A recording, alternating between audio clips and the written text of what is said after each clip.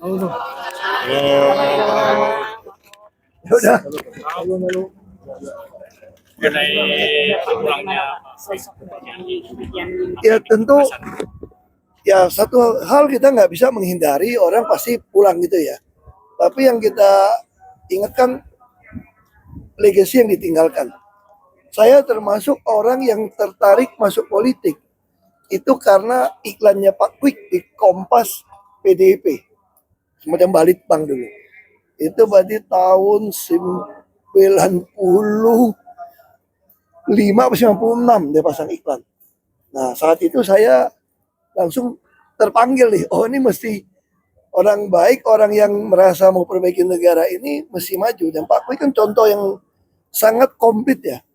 Pengusaha ketika masuk di kekuasaan, dia lepaskan usahanya, dia jual yang ada hubungan bisa ada konflik interest, dan dia tidak pernah memanfaatkan kekuasaan untuk membuat dia lebih kaya gitu loh. Kadang-kadang ada oknum yang udah kaya masuk kekuasaan pengen berkaya atau mempertahankan kekayaannya, takut jadi masalah, takut ada hukum. Tapi Pak Kwik orangnya enggak, ya udah lepas. Nah saya kira ini contoh kita kehilangan sosok yang berani seperti ini gitu loh. Ya udah saya pengusaha, kalau saya masuk ya ada hubungan saya singkirin, dan saya akan ngomong kebenaran. Partai sendiri pun kalau salah gua tegur, ya tegur gitu loh. Nah, ini contoh yang makanya Ibu Mega juga tahu saya kesini juga minta kirim salam ya untuk keluarganya, saya sampaikan ke anaknya. Ibu Mega juga sangat respect, karena dia berani tegur Ibu Mega loh. Nggak ada orang yang berpartai sama ketua umum kok berani tegur gitu ya. Nah saya kira kita kehilangan, buat saya beliau sih mungkin nggak kenal saya pribadi ya, tapi saya masuk politik tertarik salah satu karena iklan koran satu halaman besar Kompas oleh Pak Kwik. Ya, saya atas nama seluruh jajaran Kementerian Keuangan menyampaikan duka cita atas meninggalnya Pak Yanggi. Kalau saya secara personal mengenal beliau lama sekali ya, pada saat awal-awal reformasi. Beliau juga menjadi Menteri Bappenas yang kemudian saya menjadi penerusnya. Sehingga banyak hal yang beliau lakukan pada saat beliau ada di Bappenas, dan saya kemudian menggantikan beliau pada masa pemerintahan Pak SBY. Itu legacy mengenai pemikiran, concern beliau mengenai Indonesia. Beliau selalu sangat mengharapkan bahwa Indonesia menjadi negara yang berdaulat ya, pada saat terutama pada saat masa-masa di mana kita mengalami krisis ekonomi. Mengharapkan kepentingan Indonesia selalu dijaga.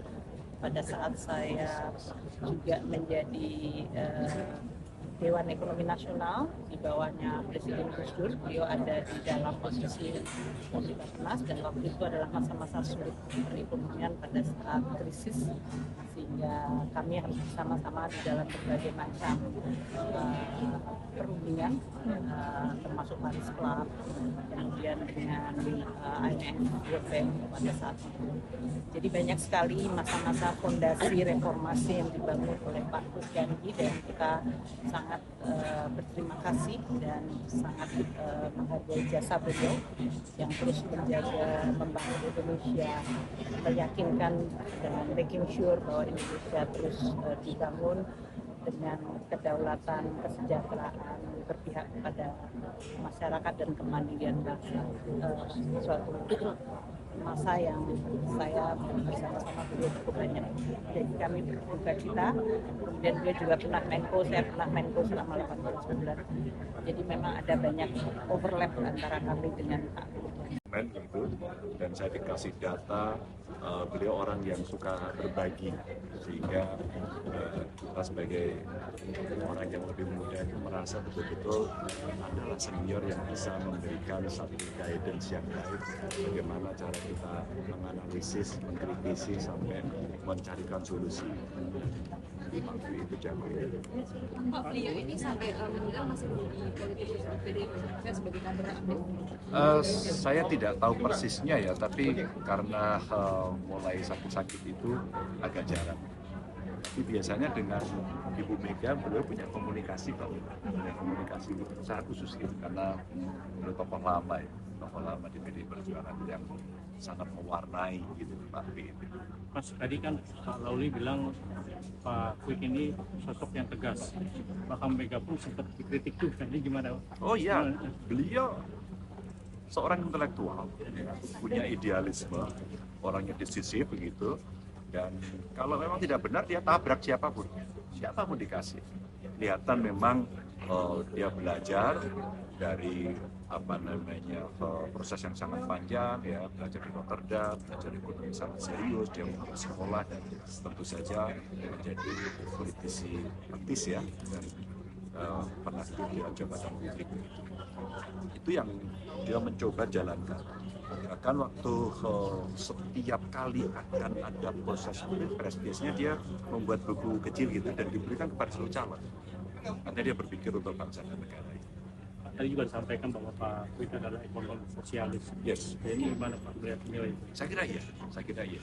Dan beliau itu selalu bisa menerjemahkan konsep-konsep ekonomi kemudian dipadukan dengan kenyataan yang ada dan disampaikan kepada masyarakat dengan bahasa yang gampang. Maka kalau dia bicara bagaimana konglomerasi dilakukan, sebenarnya Indonesia itu sosialis, kapitalis, atau kadang-kadang ke kiri atau ke kanan begitu ya. Itu dia jelaskan dengan baik. Maka beliau pernah bilang kita tuh mbahnya kapitalis katanya. Meskipun kadang-kadang kita menyebut lebih ke Pancasilais, tapi faktanya beliau menyebut kita tuh mbahnya kapitalis, semua boleh, memiliki apapun boleh, digunakan untuk apapun boleh, tanpa pembatasan. Istilah sebenarnya saya melihat betul. Jadi yang sosialis. sempat berbicara dengan keluarga, apa yang disampaikan? Ya, kami cerita masa lalu tentu saja dan kami berduka. Kita merasa kehilangan secara pribadi maupun dari keluarga saya. Terima kasih.